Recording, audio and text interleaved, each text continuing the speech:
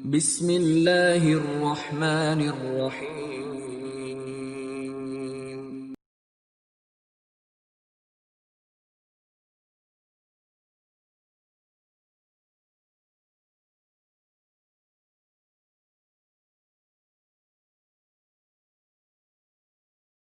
Bismillahirrahmanirrahim. Assalamualaikum warahmatullahi wabarakatuh. Alhamdulillah wassalatu wassalamu ala Rasulillah wala haula wala quwata illa billah. Amma ba'du. Kaifa halukum? Bagaimana kabar kalian semua? Semoga kalian semua senantiasa berada dalam lindungan Allah Subhanahu wa taala. Sebelum kita belajar, mari kita berdoa agar kita mendapatkan ilmu yang bermanfaat. A'udzu billahi minasyaitonir rajim. Allahumma ighfir li dhunubi wa liwalidayya wa lil mu'minin. Allahumma inni as'aluka ilman nafi'a wa rizqan thayyiba wa amalan mutaqabbala. Anak-anak yang soleh-solehah, siswa-siswi SD Islam Imam Syafi'i Sangatta, hari ini kita akan belajar pelajaran fikih dan kita masih pada bab tentang azan dan iqamah. Namun ini bagian yang keempat. Anak-anak yang soleh-solehah, pada pelajaran kemarin ya, kita sudah mengenal atau mengetahui tentang pengertian azan. Azan yaitu beribadah kepada Allah dengan melantunkan lafaz-lafaz azan untuk memberitahukan kepada manusia bahwa telah masuk waktu azan. Ini pengertian dari azan. Jadi azan ini adalah ibadah, beribadah kepada Allah Subhanahu wa taala. Karena azan adalah ibadah, maka dalam mengerjakannya harus ikhlas karena Allah. Ini yang pertama. Harus ikhlas, mengharapkan pahala dan ridha Allah Subhanahu wa taala, tidak mengharapkan apa yang ada pada manusia, entah itu pujian, sanjungan atau yang lain sebagainya. Tapi dalam mengumandangkan azan, kita harus ikhlas karena Allah Subhanahu wa taala. Dan yang kedua yaitu sesuai tuntunan Rasulullah SAW. Ini juga penting. Jadi lafaz-lafaz azan tidak boleh ditambah-tambah dan juga tidak boleh dikurangi. Harus sesuai dengan apa yang telah diajarkan oleh Rasulullah SAW. Sesuai dengan apa yang telah dipraktekkan oleh sahabat-sahabat Rasulullah SAW. Seperti itulah kita mengumandangkan azan. Tanpa ditambah-tambahi dan juga tanpa dikurangi. Ya, sesuai dengan apa yang telah diajarkan oleh Rasulullah SAW. Untuk mengetahui lafaz azan, silakan disimak kembali materi yang pertama tentang azan dan iqamah. Dan pada pelajaran kemarin kita juga sudah mempelajari tentang keutamaan azan dan muadzin. Keutamaan azan diantaranya azan itu menjadikan setan lari terbirit-birit, karena setan tidak mau mendengar lantunan azan. Mereka lari terbirit-birit sambil terkentut-kentut, ya, sehingga mereka tidak bisa mendengar azan. Hal ini sebagaimana yang dikabarkan oleh Nabi SAW dari sebuah hadis yang diriwayatkan oleh Abu Hurairah radhiyallahu ta'ala anhu. An Abi Hurairah radhiyallahu ta'ala anhu anna Nabiy sallallahu alaihi wasallam qala, "Idza nudiya lis-salati adbara asy-syaitanu lahu dhuratun hatta la yasma'u at-ta'dzina." Al-hadis rawahu Muslim. Artinya dari Abu Hurairah radhiyallahu ta'ala anhu bahwa Nabi sallallahu alaihi wasallam bersabda, apabila dikumandangkan azan untuk salat, setan lari terbirit-birit sambil kentut sampai dia tidak mendengar azan. Hadis ini diriwayatkan oleh Imam Muslim.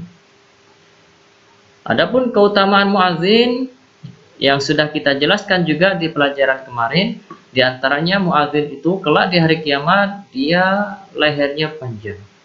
Ini merupakan kemuliaan bagi para muadzin yang tidak dimiliki oleh orang lain. Ya, ciri-ciri muadzin kelak di hari kiamat itu lehernya panjang. Sebagaimana hadis dari Muawiyah, an Muawiyah radhiyallahu ta'ala anhu qala, sami'tu Rasulullah sallallahu alaihi wasallam yaqul al-mu'adhdhinuna atwalun nasi a'naqan yaumil qiyamah.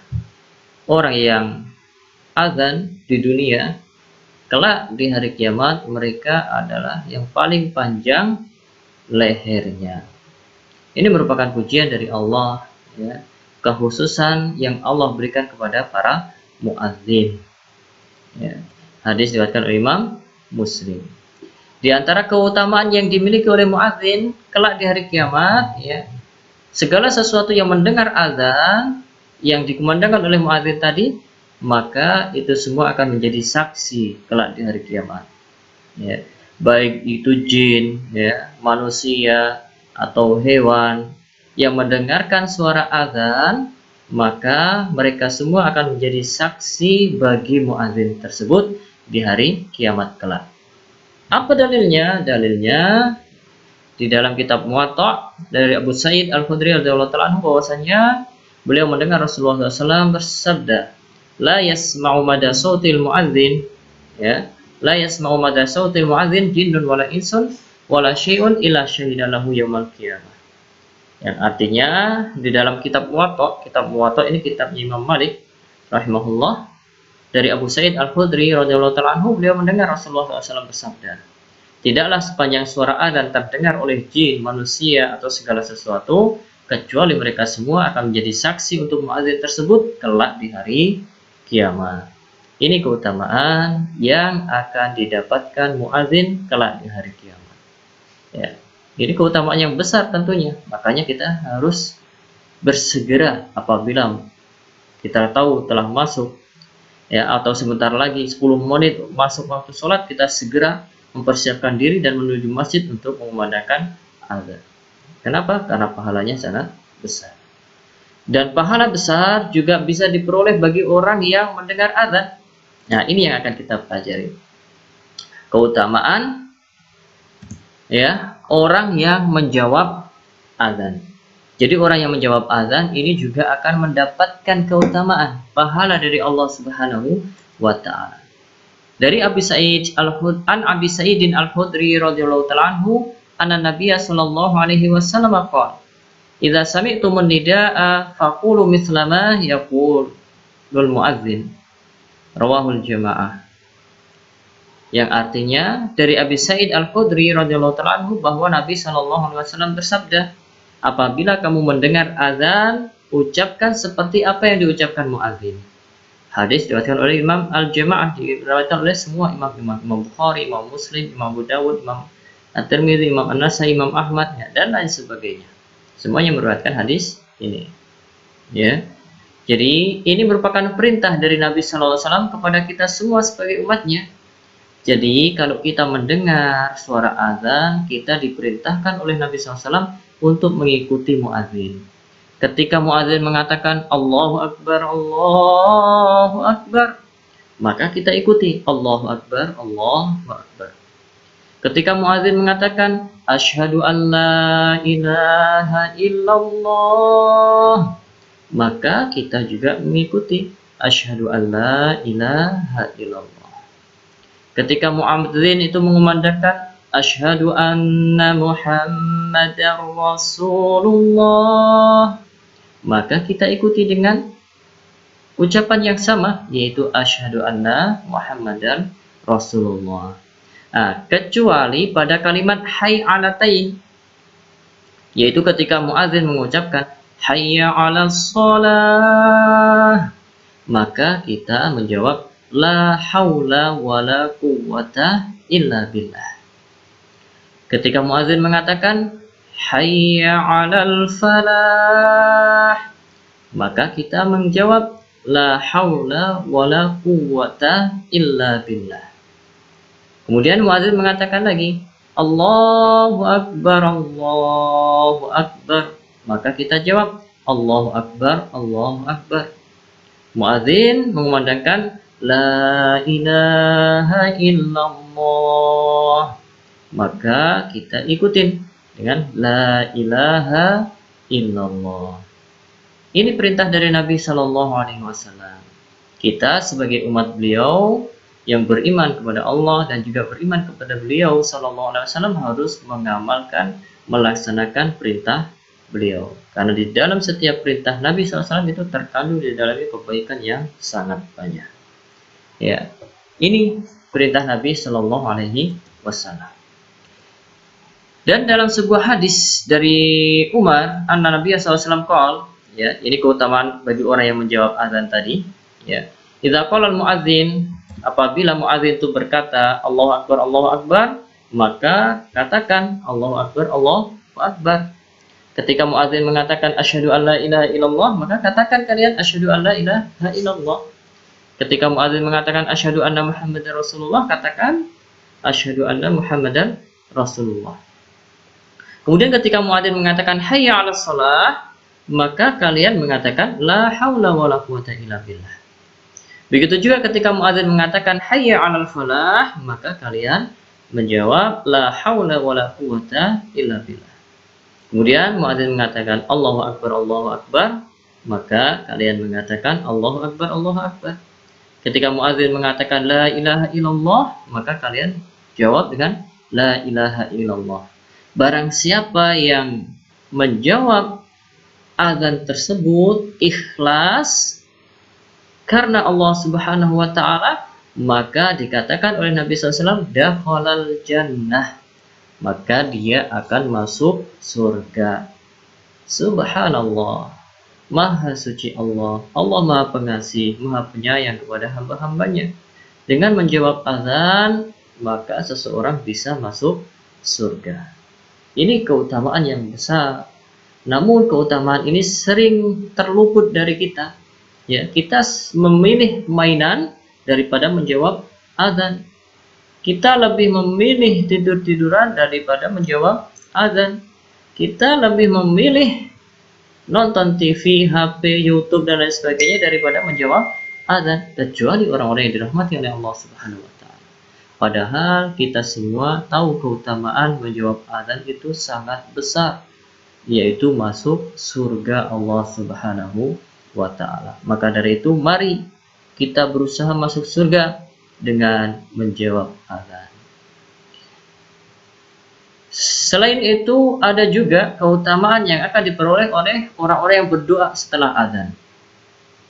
Dari Jabir radhiyallahu ta'ala anhu anna Nabiy sallallahu alaihi wasallam qala man qala hina yasma'u nida Allahumma rabb hadhihi ad-da'wati tammah was salatil qa'imah ati Muhammadanil wasilata wal fadilah wab'athu maqaman mahmudan alladzi wa'attah halat lahu syafaati yaumil qiyamah. Nabi SAW bersabda, barang siapa yang mengucapkan setelah mendengar azan, yaitu berdoa setelah mendengar azan dengan doa Allahumma rabba hadhihi da'wati tammah was salatil qa'imah ati Muhammadanil wasilata wal fadilah wa ba'athu maqaman mahmudan alladzi wa'attah. Maka Nabi mengatakan, maka dia akan mendapatkan syafaatku kelak. Barang siapa yang berdoa setelah azan dengan doa ini, di akhirat kelak akan mendapatkan syafaat Nabi Shallallahu Alaihi Wasallam.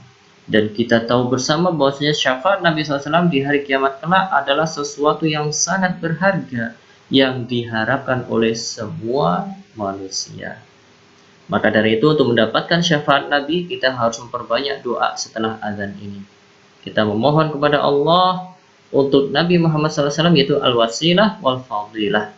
Wasilah yaitu kedudukan yang tinggi, adapun fadilah yaitu kedudukan yang mulia. Kita minta itu semua untuk Nabi Sallallahu Alaihi Wasallam. Jadi ini keutamaan orang-orang yang berdoa setelah azan. Jadi kesimpulannya, anak-anak yang saleh-salihah, ya, bahwasanya keutamaan orang yang menjawab azan yaitu masuk surga. Adapun keutamaan orang yang berdoa setelah azan yaitu mendapat syafaat dari Nabi Muhammad SAW di hari kiamat kelak. Ini merupakan pahala yang besar yang seharusnya kita semua mencari ini dengan sungguh-sungguh. Ya, jangan tertipu dengan mainan, tontonan, kesibukan atau lain sebagainya dari mendapat pahala yang besar ini. Dengan menjawab azan, kita bisa masuk surga. Dengan berdoa setelah azan, kita bisa mendapatkan syafaat Nabi Muhammad SAW di hari kiamat kelak. Jangan dilewatkan kebaikan yang besar ini. Mudah-mudahan Allah Subhanahu wa taala senantiasa memberikan taufiknya kepada kita semua untuk terus memperhatikan ibadah-ibadah yang ringan sebenarnya, namun ini berbuah pahala yang besar.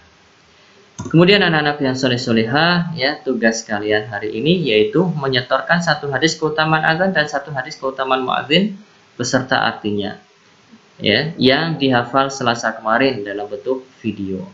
Kalian kemarin di pelajaran kemarin sudah Ustaz kasih tugas dengan waktu seminggu atau 1 pekan, yaitu untuk menghafalkan satu hadis keutamaan azan dan satu hadis keutamaan muadzin beserta artinya.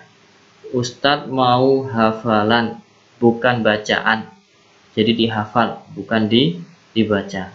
Kenapa Ustadz suruh hafal? Ya karena ini kebaikan yang banyak yang bisa kita dapatkan. Kalau kalian gak hafal, ya tentu kalian akan melupakan kebaikan ini. Orang yang hafal aja masih sering lupa dari mendapatkan kebaikan yang besar ini. Apalagi yang gak hafal, maka akan semakin lupa. Ya, jadi dihafal. Jadi dihafal dalam bentuk video. Ya, Ustadz maunya dalam bentuk hafalan, bukan bacaan. Sekian pelajaran fikih kita hari ini. Mudah-mudahan kita mendapatkan ilmu yang bermanfaat yang bisa kita amalkan dalam kehidupan sehari-hari kita. Kita akhiri dengan doa kafaratul majlis. Subhanakallahumma wa bihamdika asyhadu an la ilaha illa anta astaghfiruka wa atubu ilaik. Assalamualaikum warahmatullahi wabarakatuh.